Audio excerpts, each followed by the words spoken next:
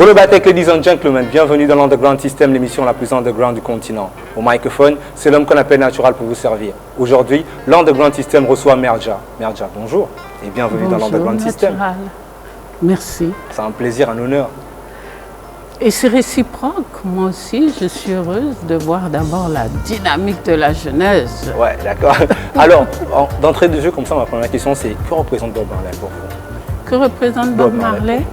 Un frère, un compagnon de service, c'est le messenger, un des plus grands messagers de son impériale majesté Haile Selassie, Jah Rastafari. Et oui, un frère parce qu'on est de la même génération. On a eu l'occasion de se rencontrer à plusieurs reprises. Son épouse Rita est une sœur avec qui nous continuons à garder le contact. Et la feuille de route qu'il a déposée à travers ses chansons, on continue à l'exécuter. Voilà. C'est quoi exactement le Bob Marley Day? Est-ce que c'est parce qu'il est venu ici au Gabon que c'est comme un hommage? Le Bob Marley Day, déjà, moi, je voudrais remercier, féliciter deux jeunes femmes et aussi, il y avait un jeune fils hier soir, qui sont une association qui s'appelle ACA. Je crois que ça veut dire African Caribbean Artists Association, et qui ont su qu'il fallait marquer quand même ces 40 ans après le passage de Bob Marley au Gabon. Alors s'ils le font, c'est parce qu'eux-mêmes ressentent que ce que Bob Marley a fait apporte à leur vie d'aujourd'hui. Et ils nous ont contactés en disant « Venez au Gabon nous aider à rappeler au peuple gabonais qu'il a eu la bénédiction de recevoir en terre du Gabon, à Libreville, Bob Marley il y a 40 ans. » Et j'ai trouvé ça vraiment émouvant. Et j'ai été fière de voir comment ils se battaient pour mettre en place, organiser ces Marley Day. Alors, selon votre observation, est-ce que la philosophie de Bob Marley est vraiment ancrée chez les jeunes Africains actuellement? Je crois, bon, à des niveaux différents. D'accord. Vous n'êtes pas un reggae man, mais Bob Marley a influencé votre vie. Bien sûr. Elle a influencé la vie de toute la planète. D'ailleurs, ce n'est pas que le Gabon ou l'Afrique ou les Caraïbes, c'est sur la planète entière où ça marque un moment où de nouveau, on a cru que l'amour pouvait triompher.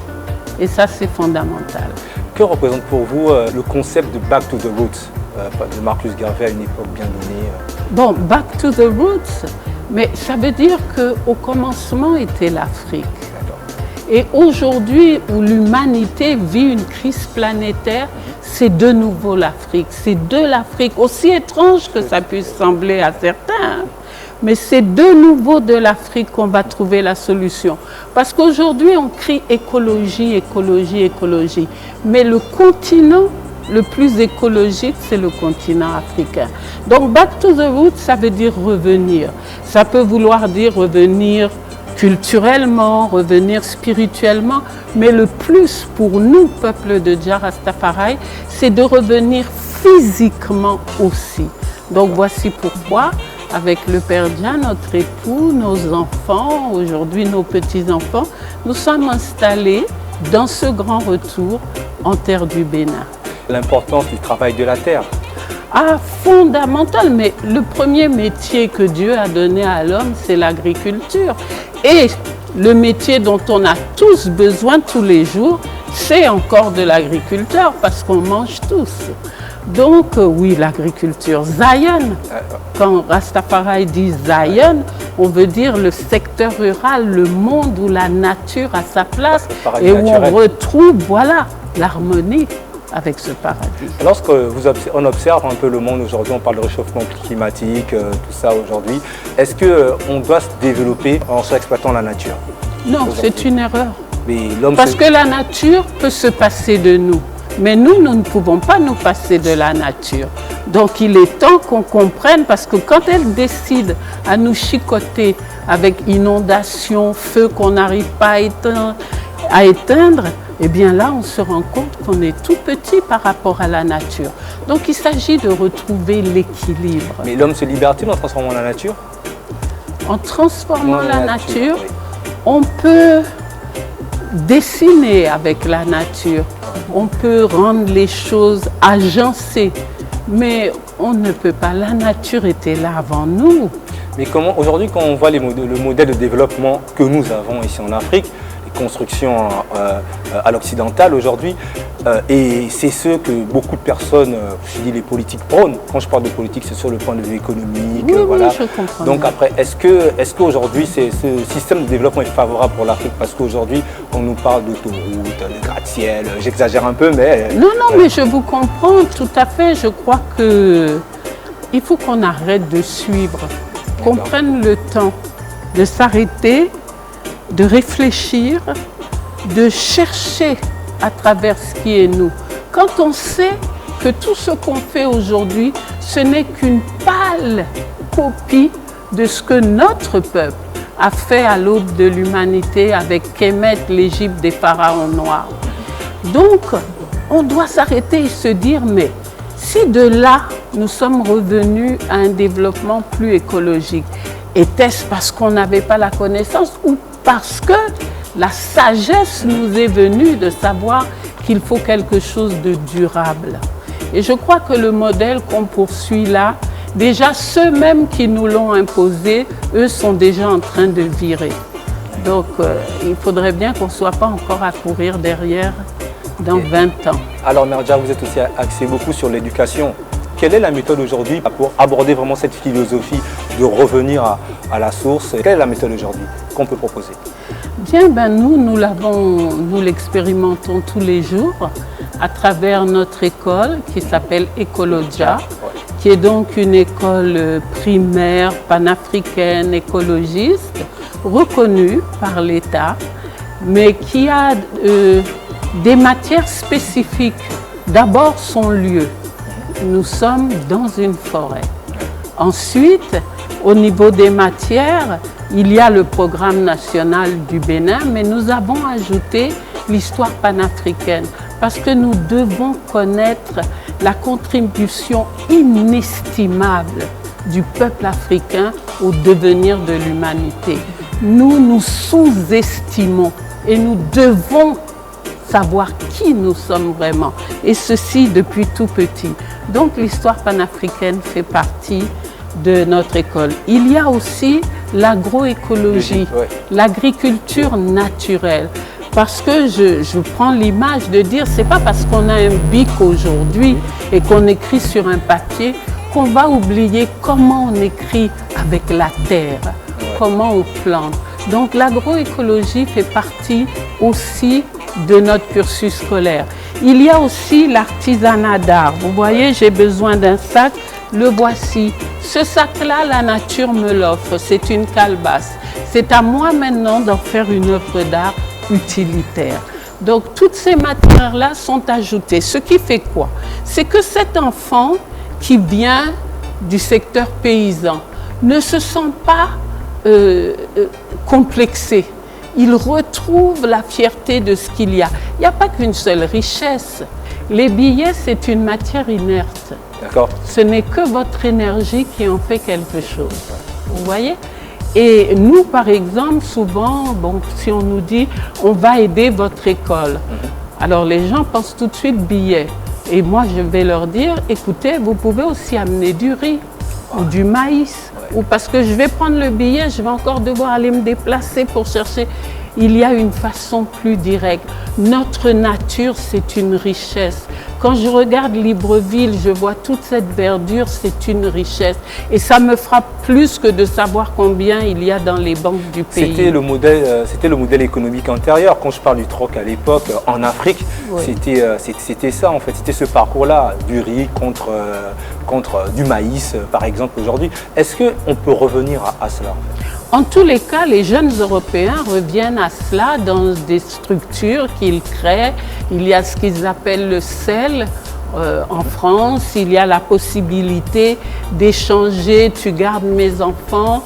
Un dentiste va dire, vous gardez mes enfants en échange, je vous soigne les dents. Donc chacun sent qu'il y a quelque chose de plus exact dans échanger ce dont on a besoin. Vous avez besoin de telle chose, moi de telle chose, on l'échange. On a tous les deux satisfaction à ce moment-là. Sur votre sac en calebasse, j'aperçois l'étoile de David, c'est ça? Tout à fait. Qu'est-ce que ça représente en fait exactement? Bien, ça représente que nous sommes, en tant que Rastafari, les fils et filles de son impériale majesté Haile Selassie et de sa majesté impériale Menenai. Et donc, nous sommes cette lignée qui remonte jusqu'à Salomon, jusqu'à David et jusqu'à l'aube des temps. Et l'étoile de David, c'est ce symbole, mais c'est aussi l'étoile du berger, parce qu'en même temps, nous sommes les gardiens de Zion, et que les étoiles, les astres, nous ont permis d'ailleurs, en tant qu'Africains, d'être le peuple qui a été le premier à créer le calendrier. Oui. Donc, aujourd'hui, tout le monde souhaite bonne année 2020, mais nous, en tant que Kémites, en tant qu'Africains de l'origine, cette origine de la civilisation, nous savons que nous sommes en fait en 6256.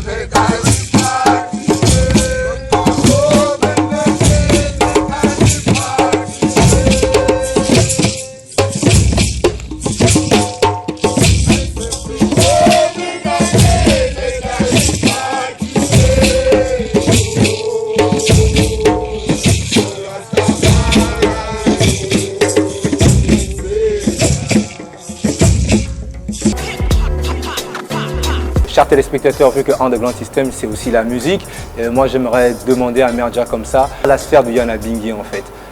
Est-ce que le Yanabingui peut être perçu comme la louange des Rastas, si je peux m'exprimer ainsi? Tout à fait, tout à fait. Le Nahabingui, c'est lorsque nous nous réunissons pour louer, pour remercier. Remercier pour le fait qu'aujourd'hui, on peut avoir quitté depuis les Caraïbes, se retrouver en terre d'Afrique, d'un pays d'Afrique jusqu'à un autre, être ici aujourd'hui en train de partager avec vous dans cette émission, tout cela mérite qu'on loue, qu'on rende grâce. Et Rastafari le fait à travers le Nyabinghi. Dans les années 60 exactement, il y a Baltimore Plano, qui a été un guide un peu, qui a fait ce penchant entre l'Afrique et les Caraïbes. La philosophie Rasta vit beaucoup dans les Caraïbes. Est-ce que ce lien vraiment existe-t-il aujourd'hui vraiment entre ces deux énergies en fait? Oh, absolument. Rastafari, c'est une nation. Et quand je vous vois, quand j'arrive au Gabon et que je vois les Rastafari du Gabon, je suis émerveillée. Je dis, mais nous sommes partout. Et le lien, il est toujours là. C'est vrai qu'aujourd'hui, bon, dans la Caraïbe, ça devient avantageux d'être Rastafari, on a des droits et tout ça. Il y a des autorisations qui n'existent pas en Afrique. Bon, donc certains ne sont plus prêts à faire le retour physique. Mais le lien, il est là. D'accord. Oui, Okay. inéluctable. Toujours pour parler du lien, lorsque au Bénin, il y a eu la porte du non-retour à Ouida. Tout à fait. À Libreville, sur la côte, sur la corniche de Libreville, il y a eu des esclaves qui ont été amenés et déportés, au Ghana aussi. Est-ce que ces portes aujourd'hui représentent aussi le symbole du retour aussi, d'où votre présence? Oui, elle le représente. Regardez le Ghana. Toute l'année 2019 était l'année du retour, décrétée par le chef de l'État ghanéen. Et il attendait peut-être une réponse de 500 000 personnes. Il y a eu plus d'1 million de personnes qui sont venues. Oui, ces portes-là, de toute façon, c'est ça la force de Rastafari et qui devient la force du plus grand nombre, c'est que même les tragédies, nous devons réussir à en faire un plus. Donc, grand retour aujourd'hui. Grand retour aujourd'hui. D'accord, grand retour vraiment. Quel est réellement l'objectif de Bob Marley Day? Eh bien, je crois qu'une des missions que son impériale majesté Haïlé Sélassié nous a données, il a dit l'unité est la priorité. Et Bob l'a exprimé à travers Africa Unite. Nous sommes toujours en route. Donc, c'est toujours d'actualité. Plus que jamais, nous devons nous réunir parce que chacun est précieux. Chacun a sa propre énergie à apporter à la construction de nos pays, de notre continent et d'une humanité où peace and love et justice seront de nouveau le pain quotidien pour tous les enfants. En 1963, Haïlé Sélassié et Kwame Nkrumah se mettent ensemble pour créer l'organisation de l'unité africaine, aujourd'hui qui est devenue l'Union africaine. Est-ce que cet esprit d'unité réellement, quand on voit les politiques, quand on observe le monde, est-ce qu'aujourd'hui, je veux le dire aussi vulgairement, est-ce que Kwame Nkrumah et Haïlé Sélassié peuvent se retourner dans leur tombe ou bien ils sont vraiment heureux qu'on observe aussi la situation de l'unité africaine, qu'on voit les barrières politiques, qu'on parle de visa, qu'on parle de CEMAC, de CEDEAO, de tout ça en fait, de tout ce méli-mélo, de toute cette confusion, je veux dire ça, politique, économique aussi. Comme je vous ai dit tout à l'heure, nous sommes en route. Mais une chose est sûre et que nous progressons. Vous savez, CEMAC, c'est déjà une étape. Parce que ça veut dire que quelques pays reconnaissent qu'ils sont un. Et cela va s'ajouter à CEDEAO. Et va s'ajouter à SADC et tout ça. Et de toute façon, nous sommes dans cet esprit-là. Aujourd'hui, au Bénin, tout porteur d'un passeport africain peut rentrer sans visa. C'est la même chose au Rwanda. Au Kenya, certains pays, c'est déjà comme ça pour eux. Nous sommes en train d'avancer.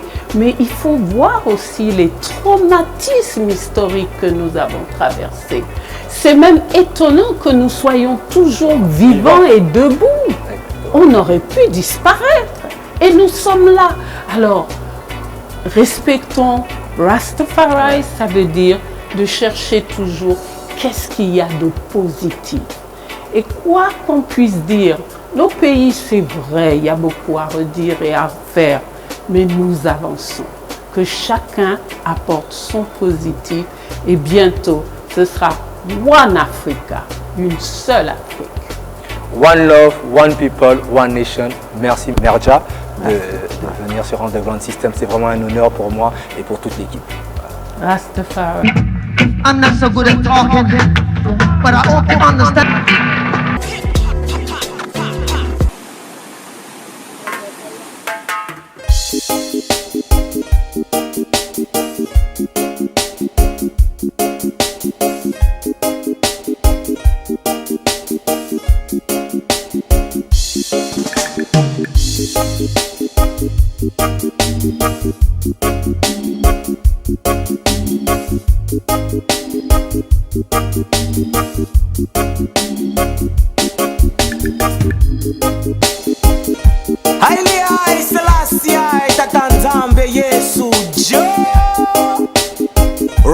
Rastafari, do one them enemy so.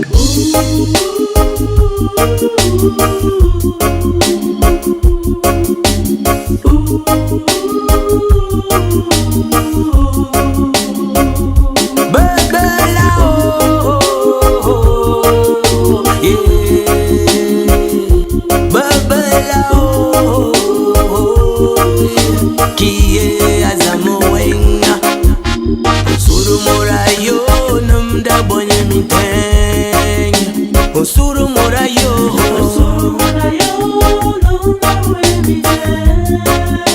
Osuru morayo,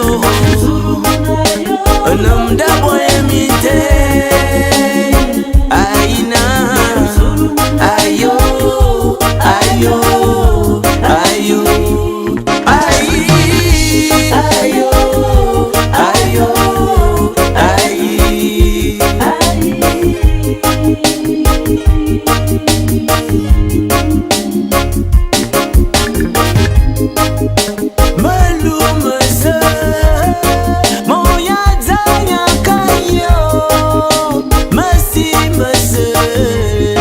Africana kayo, malume se, moya zanya kasinyo, azama beleningo, mane saban yeminting male mayo, osuru morayo, namda bonye minteng, osuru morayo, osuru morayo, namda bonye minteng, osuru morayo,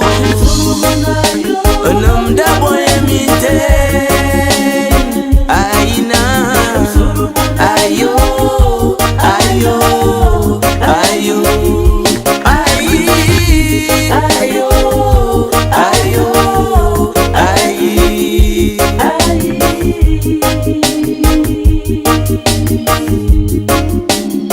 Ontana dubi na bitabu bangwi, anabinga yo na bitabu bangwi. Mama Africa mega mi socha. Don't tell us to bita bambwi. Ala binga yo na bita bambwi. Gonna mo ye te abine bibi. Mama Africa mega mi socha.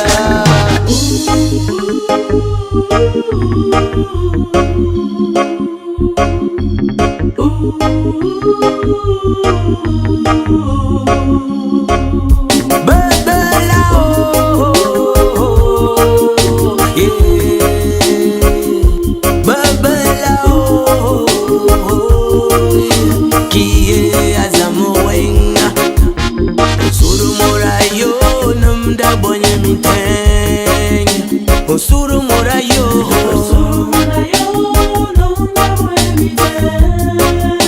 Osuru morayo, Osuru morayo, namda boyemite, aina, ayo, ayo, ayo, ayo,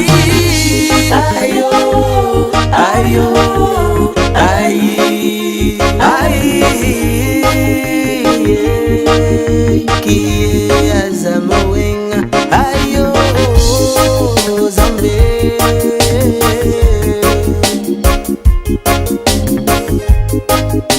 Yama Moya Zalukas Ja Empress Wende No wonder me name is song Génération Rastafari